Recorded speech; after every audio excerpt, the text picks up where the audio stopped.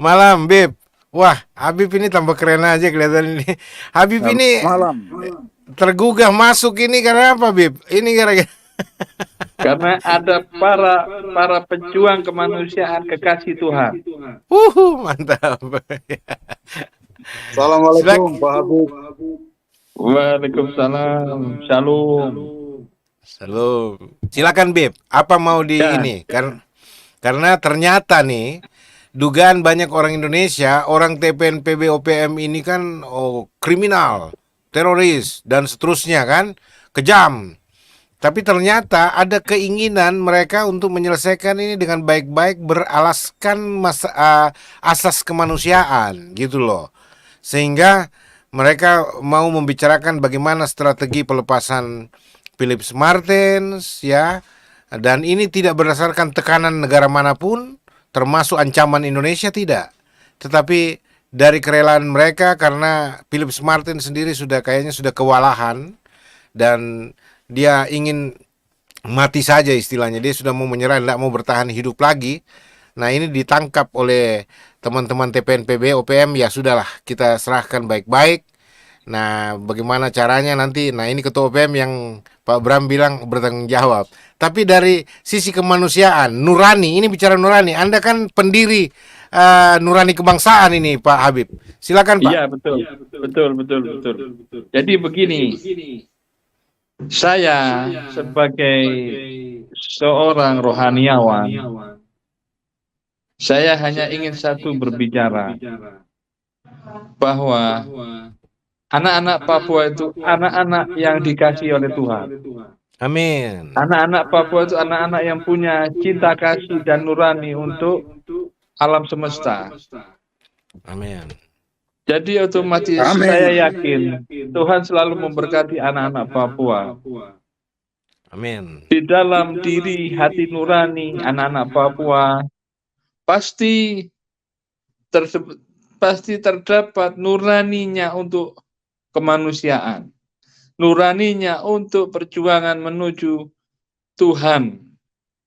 Nuraninya untuk perjuangan supaya Tuhan merestui, supaya Tuhan memberkati. Di satu sisi, saya sangat yakin pilot itu pasti mendapatkan jalan keluar dengan cara kemanusiaan. Dan saya yakin Yang Mulia Ketua OPM Ketua OPM TN PBB itu pasti mempunyai jiwa kemanusiaan yang sangat tinggi karena selalu dalam berkat dan lindungan Tuhan. Jadi di sini semuanya saya yakin para pejuang kemanusiaan dalam OPM TN PBB pasti mengutamakan sifat-sifat dan sikap rohaniawannya kepada Tuhan. Karena yang diinginkan apa? Hanya restu dan berkat Tuhan. Hanya izin dan restu Tuhan. Jadi saya sangat berbangga hati bisa berdialog dengan orang-orang yang dipilih dan dikasihi oleh Tuhan. Saya selalu mendoakan supaya ada jalan yang terbaik dan terindah dalam misi penyelesaian pilot tersebut. Dan saya selalu mendoakan para pejuang kemanusiaan ini mendapatkan langkah-langkah yang terbaik, mendapatkan petunjuk yang terindah dari Tuhan dalam memperjuangkan harkat dan martabatnya sebagai anak Papua. Dan saya yakin seyakin-yakinnya anak-anak Papua ini pasti punya hati yang bersih, hati yang suci, pasti mengedepankan prinsip-prinsip dasar etika kemanusiaan. Saya hanya selalu bisa mengiringi dengan doa, semoga kita selalu dalam keabadian, dalam kedamaian, dalam restu Tuhan, sehingga kita bisa mendapatkan hadiah-hadiah yang terbaik dan yang terindah dari Tuhan. Terima kasih. Shalom. Tuhan berkati kita semua. Tuhan berkati, Bib. Terima kasih merespon merespon Habib punya pernyataan yang indah buat kita semua. Sebelum Pak Ketua bicara, ini ada satu deklarasi yang penting Anda dengar semua. Deklarasi Hukum Kasih. Hukum yang terutama. Dengarlah hai umat-Nya. Tuhan itu Allah kita. Tuhan itu Esa. Kasihilah Tuhan Allahmu dengan segenap hatimu dan dengan segenap jiwamu dan dengan segenap akal budimu dan dengan segenap kekuatanmu. Dan hukum yang kedua yang sama dengan itu adalah kasihilah sesamamu manusia seperti dirimu sendiri. Tidak ada hukum lain yang lebih utama daripada kedua hukum ini. Amin. Amin. Amin Pak Ketua. Silakan Pak Ketua. Terima kasih Bapak Habib dan juga Bapak Bishop. Terima kasih banyak untuk dukungan-dukungan moral. Jadi kepada seluruh rakyat bangsa Papua yang kami hormati dan kami banggakan, dan juga kepada semua pembicara-pembicara yang tadi sudah menyampaikan banyak pendapat-pendapat gagasan yang baik soal letak posisi bangsa Papua, yang dimana bangsa Papua sedang menghadapi musuh dari kiri, kanan, muka, belakang, dan atas bawah. Jadi bangsa yang kecil, tetapi saya berbangga kepada bangsa Papua dan rakyat Papua yang sungguh luar biasa memiliki komitmennya yang tinggi atas dasar nilai-nilai kemanusiaan dan tidak pernah mundur sedikit pun selangkah untuk mempertahankan integritas dan kehormatan. Karena ketika bangsa itu diciptakan, ketika manusia itu diciptakan, itu hanya kehormatan dan harga diri yang Tuhan kasih terhadap bangsa Papua. Dan perjuangan organisasi Papua Merdeka dan Tentara Pembebasan Nasional Papua Barat dan juga semua organisasi-organisasi lain, termasuk NRFPB, kemudian ULMWP dan juga KNPB, dan semua organisasi yang memiliki beban moral yang berjuang atas penjajahan yang terjadi di atas tanah Papua memiliki komitmen yang sama. Kami kembali membuat sebuah stimulasi di mana ketika kami memandang posisi Papua dengan melihat siapa itu Amerika, siapa itu Indonesia, siapa itu Belanda. Jadi dari gagasan dan pembahasan yang cukup panjang dari awal yang telah kita bicara, dari mulai konspirasi internasional, kemudian kolonial Indonesia, maaf kata, yang saat ini ada di Papua, dan juga kepada negara-negara lain yang memiliki interest atau kepentingan di atas tanah Papua, bahwa manusia Papua, rakyat Papua tidak melawan manusia, tidak melawan siapapun negara-negara yang ada di dunia ini. Jadi Amerika silakan berbangsa dan bernegara berdasarkan kehendak Tuhan yang diberikan kepada Amerika. Hal yang sama juga kepada Belanda, hal yang sama juga kepada Australia, hal yang sama juga kepada Indonesia. Bangsa Papua tidak benci Amerika, bangsa Papua tidak benci Indonesia, bangsa Papua tidak benci Belanda. Tetapi bangsa Papua dalam konteks kemanusiaan, moral, dan akhlak, bahwa bangsa Papua sebagai manusia yang diciptakan oleh Tuhan sesuai dengan gambar dan rupa Tuhan, berdasarkan nilai-nilai kasih, berdasarkan nilai-nilai kemanusiaan yang ada di dalam diri bangsa Papua, yang bangsa Papua lawan dari dulu sampai dengan kini 62 tahun adalah sistem yang menjajah bangsa Papua, sistem yang mencuri bangsa Papua, sistem yang merampok bangsa Papua, sistem yang membunuh bangsa Papua, sistem yang memanipulasi nilai-nilai dan kehormatan di atas tanah Papua, sistem yang memperkosa, semua rakyat Papua, semua hal yang tidak benar di hadapan Tuhan, di hadapan nilai-nilai kemanusiaan, itu yang saat ini rakyat bangsa Papua sedang melawan. Oleh sebab itu, entah Amerika, Indonesia atau Belanda yang tergolong dalam HR 2504, yang dimana kita melihat HR itu yang membuat sebuah manipulasi besar, adalah kesalahan besar yang dilakukan oleh Amerika, Belanda, termasuk Indonesia terhadap rakyat bangsa Papua, dan ini menjadi PR besar untuk pemerintah Indonesia, Belanda, dan Amerika. Selalu kami katakan bahwa surga bukan milik Amerika, surga bukan milik Indonesia, surga bukan milik Belanda, surga bukan milik siapapun.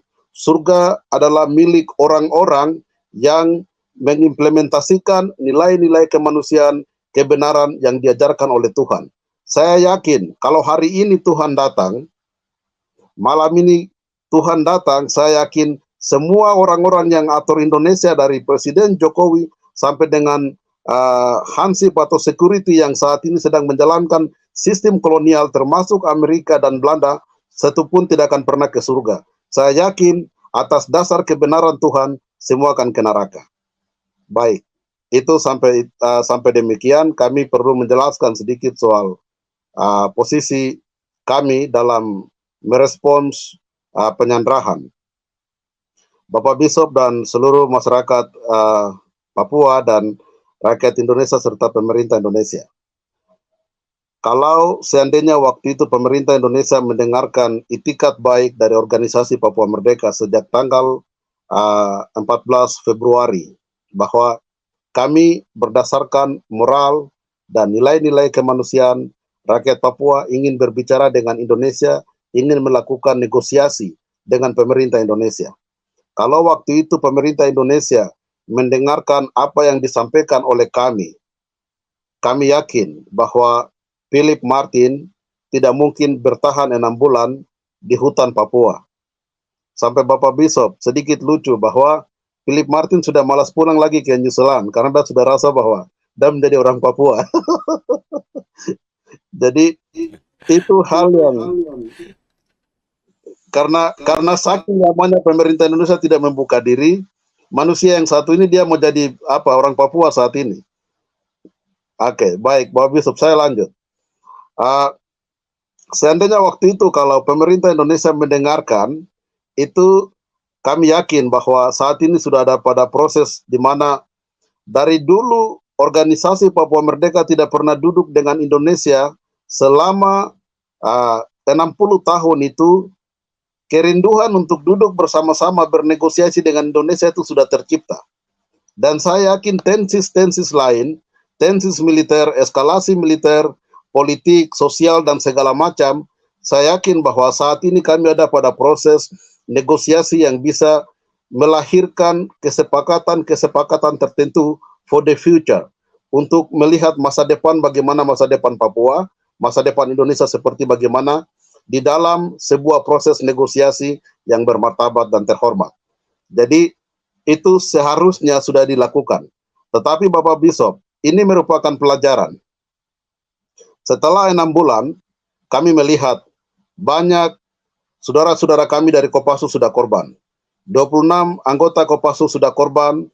Setelah anggota Kopassus korban, kami mendapatkan banyak julukan dari pakar militer Indonesia menyatakan bahwa OPM atau TPNPB ada menghadirkan pasukan-pasukan bayaran dari luar negeri, dan kemudian terlalu banyak implikasi dan proses-proses kevakuman yang terjadi, bagaimana krisis kepercayaan dari pemerintah Indonesia untuk berbicara dengan secara langsung kepada OPM, dan juga krisis kepercayaan antara OPM untuk tidak bisa percaya terhadap pihak-pihak lain yang menjadi penengah berbicara dengan kami berdasarkan pengalaman selama 60 tahun yang dimana proses negosiasi itu selalu gagal mewujudkan impian rakyat Papua.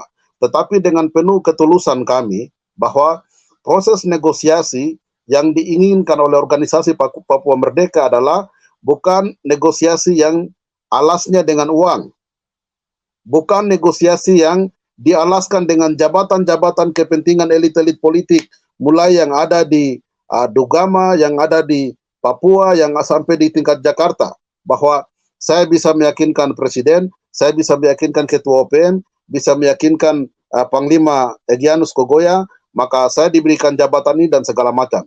Negosiasi Philip Martin harus dilakukan berdasarkan standard morality, nilai-nilai kemanusiaan, hak asasi manusia itu yang harus diutamakan. Kami sudah menyatakan bahwa kami tidak perlu uang, kami tidak perlu jabatan, kami tidak perlu segala macam yang mau disampaikan oleh pihak-pihak penengah atau pihak-pihak daripada pemerintah Indonesia, bahkan juga sampai New Zealand. Bapak Bishop, jujur saja, saya bertemu dengan pemerintah New Zealand, ambasador, dan pihak-pihak yang lain. Kemudian ada banyak tawaran-tawaran dari pihak-pihak pemerintah Indonesia kepada kami dengan segala macam tawaran.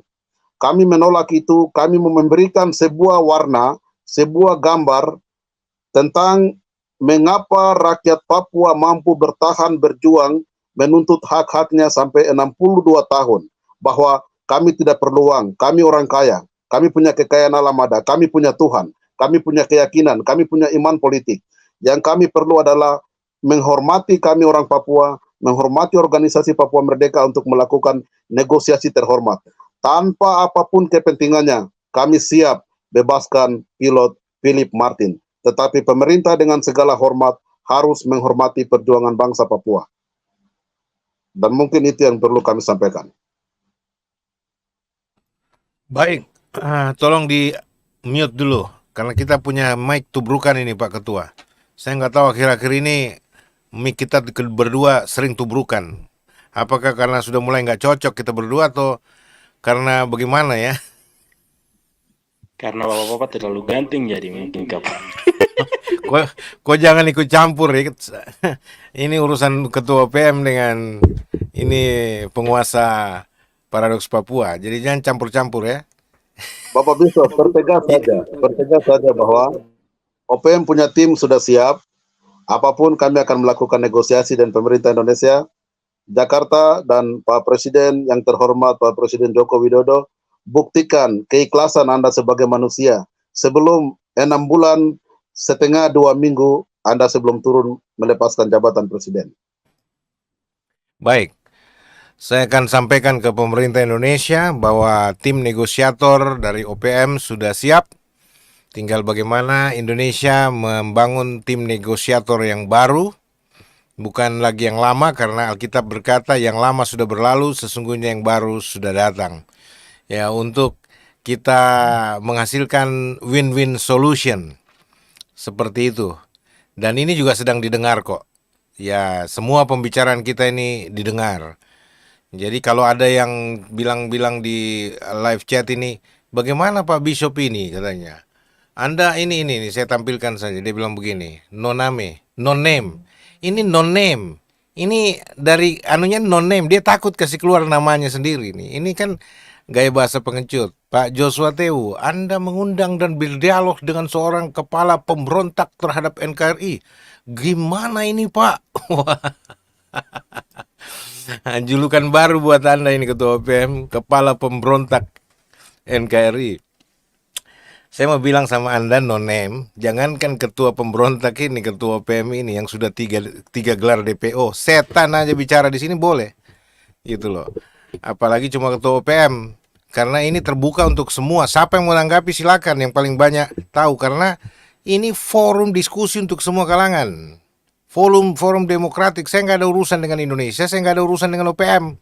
Urusan saya masalah kemanusiaan, keadilan dan kebenaran bagi semua orang, nggak pandang bulu dia siapa. Siapapun semua orang punya hak diperlakukan adil, diperlakukan dengan benar, dan hak-hak manusianya ditegakkan. Ya, Anda mungkin baru masuk, jadi nggak ngerti apa-apa langsung ngomong ini. Ya, mestinya Anda ikut Paradoks Papua dari 1 sampai sekarang ini. Ya, supaya Anda mengerti apa yang terjadi di Paradoks Papua ini. Jangan bangun narasi atau giring opini. Nggak laku di sini opinimu. Nggak laku narasimu di sini kau mau bangun. Nggak laku di sini. Karena apa?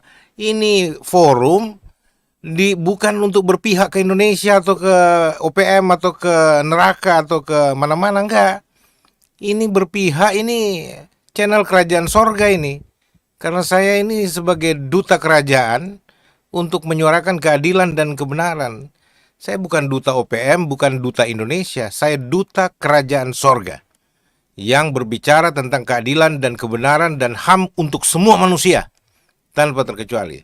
Jadi kalau nggak ngerti, duduk diam dulu, dengar baik-baik baru ngomong ya. Alkitab bilang, Anda banyak berbicara, banyak kesalahan. Lebih banyak mendengar daripada ngomong.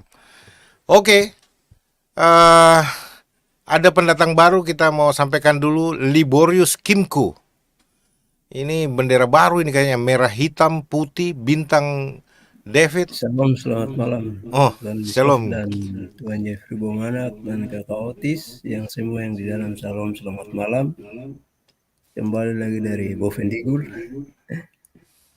Ya, di sini saya masukkan saja untuk 3 hal saja. Yang pertama, saya usul agar 8 presiden yang berjuang tolong sering-sering masuk ke Paradoks Papua dan jelaskan tujuan, visi misi, dan latar belakang perjuangan masing-masing agar masyarakat dapat berpikir dan memilih ikut berjuang bersama salah satu presiden. Nah, itu saya semacam pemberitahuan atau pengusulan begitu. Yang kedua, ini ada semacam tekanan kepentingan dari negara-negara Eropa yang konspirasinya sudah dibangun ribuan tahun sebelumnya. Maka sekarang yang 8 presiden lakukan adalah meminta bantuan ke negara-negara Eropa yang keanggotaan negaranya banyak.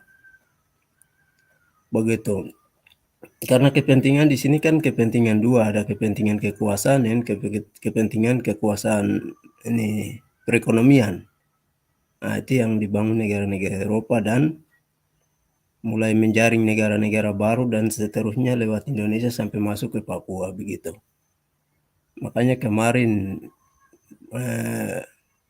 Bapak itu Forkorus bilang bahwa dunia ini sudah terjaring dengan hukum itu, dia seperti itu. Yang saya usulkan yang ketiga itu, kalau TPNPB membebaskan pilot Philip Martin adalah salah satu wujud pelepasan pengampunan kepada Indonesia. Maka Indonesia harus senang, bersyukur, dan bangga dengan cara memberikan hadiah berupa pembukaan dialog dan duduk bersama orang Papua bicara untuk masa depan yang baik. Nah, itu yang saya kasih himbauan buat Indonesia. Ya, terima kasih. Saya koma. Selamat malam. Terima kasih Kimku. Luar biasa. Nah, ini pernyataan yang tegas dan punya bobot. Mantap. Teman-teman, kita akan lanjut, tapi saya ingatkan 45 menit lagi saya bertahan karena jam 10 tepat waktu Jakarta saya harus berhenti karena saya prepare untuk ikut upacara peringatan detik-detik kemerdekaan di Taman Makam Pahlawan bersama dengan Presiden Republik Indonesia. Oke, jadi 45 menit ini kita closing statement masing-masing saja. Siapa-siapa yang mau berbicara close, mulai dari siapa nih? Pak OHCR dulu. Saya termasuk closing statement juga tuh tadi. 3 Oh poin iya. yang saya sampaikan. Oh, jadi kok sudah closing statement ya? Ya, siap. Oke, mantap. Terima kasih. Oke.